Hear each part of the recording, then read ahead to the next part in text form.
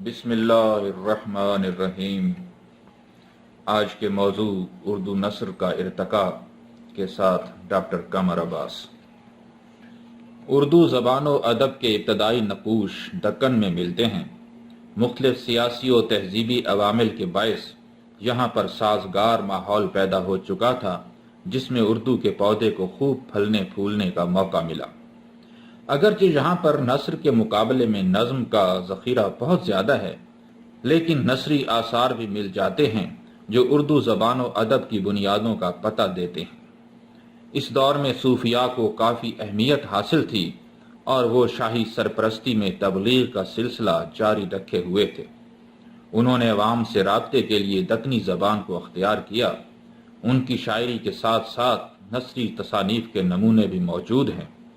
अगरचे ये इब्तदाई अंदाज की नस्र है जिसमें नाहमवारी है, लेकिन उर्दू नस्र को इससे बुनियादें फराहम हो रही हैं। इन सूफिया में ख्वाजा बंदा नवाज गेसू दराज का नाम सरे फहरिस्त है। उनकी तसनीफ मेराजुल आशिकीन को उर्दू नस्र की पहली तसनीफ करार दिया जाता है। अगरचे इस बात में भी इख्तलाफात मौजूद हैं कि क्या ये उनकी तसनीफ है। दीगर अहम सूफिया जिनकी नसरी तसानीफ मालूम हैं, उनमें शाह मीरा जी शम्सुल उशाक, शेख खूब मोहम्मद चिश्ती, शाह बुरहानुद्दीन जानम, अमीनुद्दीन आला शामिल हैं। दक्कन में उर्दू नस्र की सबसे अहम तसनीफ मुल्ला वजही की सबरस है, जो 1635 में लिखी गई। ये फत्ताही नेशापुरी की तसनीफ दस्तूरुल उशाक का तर्जमा है। ये एक तमसील है और इसे उर्दू की पहली नसरी दास्तान भी कहा जाता है। सबरस में दक्कनी ज़बान काफ़ी निखर कर सामने आती है। इसमें मुकफ़ा व मुसज्जा नस्र इस्तेमाल की गई है और दक्कनी ज़बान की कदामत का रंग भी मौजूद है। इसे दक्कनी नस्र का बेहतरीन नमूना करार दिया जा सकता है। शुमाली हिंद में 18वीं सदी के आगाज़ से उर्दू नस्र के आसार मिलते हैं, लेकिन कोई बाकायदा तसनीफ सामने नहीं आती। जाफिर जटल्ली के चंद नसरी टुकड़ों की मिसाल दी जा सकती है। जो पहली बाकायदा तसनीफ सामने आती है वो फजली की करबल कत्था है। ये मुल्ला वाइस काशफी की तसनीफ रोज़तुश्शुहदा का तर्जमा है। इसकी ज़बान में रंगीनी मौजूद है और इबारत मुकफ़ा व मुसज्जा है। इसकी अहमियत सिर्फ यही है कि ये उर्दू नस्र की इब्तदाई तसानीफ में शामिल है। 1733 में इसका पहला नुस्खा लिखा गया और 1749 में इस पर नसर सानी की गई। करबल कत्था के बाद दूसरी तसनीफ ईसवी बहादुर खान का किस्सा मेहर अफरोज व दिलबर है। ज़बान की कदामत के बावजूद इसकी नस्र में सादगी मौजूद है। ये एक तबाजाद दास्तान है। इसके बाद की नसरी तसनीफ अता हुसैन खान तहसीन की नौ तर्ज मुरस्सा है, जिसको काफ़ी मकबूलियत मिली। इसका साले तकमील 1775 है। ये फ़ारसी दास्तान किस्सा चहार दरवेश का तर्जमा है। इसकी ज़बान मुकफ़ा व मुसज्जा और काफ़ी सकील है।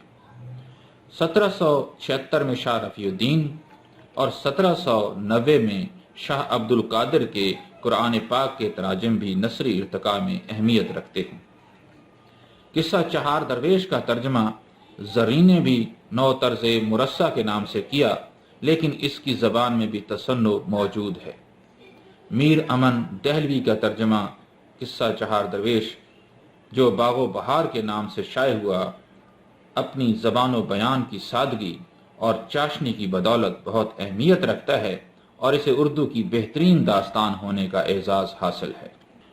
फोर्ट विलियम कॉलेज का क़याम 1800 में हुआ। इसके क़याम का मकसद अंग्रेज़ों को यहाँ की मकामी ज़बानों से आगाह करना था।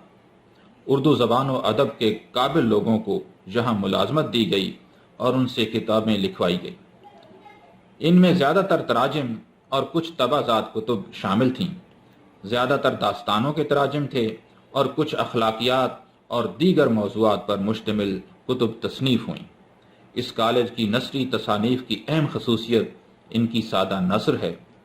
अगरचे अंग्रेज़ों का मकसद कुछ और था, लेकिन यह कॉलेज उर्दू नस्र को बहुत बड़ा फ़ायदा दे गया। उर्दू नस्र के फ़रोग़ में ये संगे मील की हैसियत रखता है। اس کالج کے اہم مصنفین میں میر امن دہلوی، حیدر بخش حیدری، بہادر علی حسینی، شیر علی افسوس، کاظم علی جوان، نہال چند لاہوری، مرزا علی لطف، للو لال جی، امانت علی شیدا، خلیل اللہ اشک اور دیگر شامل ہیں۔ خطوط غالب کی اردو نثر کے ارتقاء میں بے حد اہمیت ہے۔ غالب نے اپنے بے تکلف دوستوں سے خطوں کے ذریعے رابطہ کیا۔ یہی وجہ ہے کہ یہ بے تکلفی، سادگی اور بات چیت کا انداز ان کی بنیادی خصوصیات ہیں، اور یہ انداز پہلی بار اردو نثر کو ان خطوں کی وجہ سے ملا۔ غالب نے فورٹ ولیم کالج کی افسانوی رنگ کی نثر کی روایت کو ترقی دیتے ہوئے اس میں بے تکلفانہ اور شخصی و ذاتی لہجہ شامل کیا۔ غالب کے خطوط نے آئندہ آنے والی نثر کے لیے راہیں ہموار کیں۔ یہی وجہ ہے کہ غالب کا نام اردو شاعری کے ساتھ ساتھ اردو نثر کے حوالے سے بھی اہمیت رکھتا ہے۔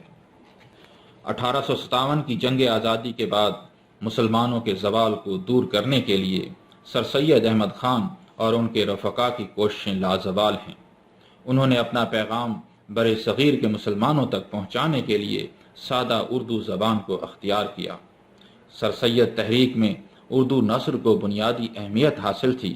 سر سید اور ان کے ساتھیوں نے اپنے مضامین اور کتب میں علمی، سائنسی، مذہبی، معاشرتی، اخلاقی موضوعات کو بیان کیا، اور اس طرح پہلی بار اردو نثر کو سنجیدہ اور علمی انداز عطا ہوا۔ سر سید احمد خان، الطاف حسین حالی، ڈپٹی نذیر احمد، شبلی نعمانی، محمد حسین آزاد اور دیگر لوگوں نے اپنے اپنے انداز میں اردو نثر کی آبیاری کی اور جدید اردو نثر کو بہترین بنیادیں فراہم کی۔ اردو ناول، سوانح اور سیرت نگاری، مضمون نویسی، افسانہ نگاری اور تمام جدید اصناف اسی تحریک سے پھوٹتی نظر آتی ہے۔ سر سید تحریک کے ذریعے اردو نثر کو بہترین بنیادیں مل چکی تھیں، چنانچہ اردو نثر کی تمام اصناف نے خوب ترقی کی۔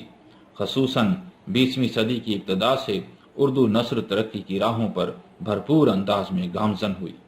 جن نثری اصناف نے ترقی کی ان میں ناول، افسانہ، ڈرامہ، سفرنامہ، آپ بیتی، سوانح، خاکہ نگاری اور انشائیہ شامل ہیں۔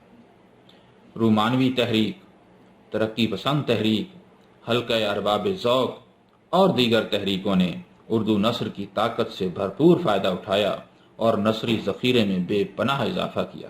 اس وقت اردو ایک عالمی زبان کا روپ دھار چکی ہے، اور اس زبان کی نثر میں ہر قسم کے موضوعات کو سنبھالنے کی صلاحیت موجود ہے۔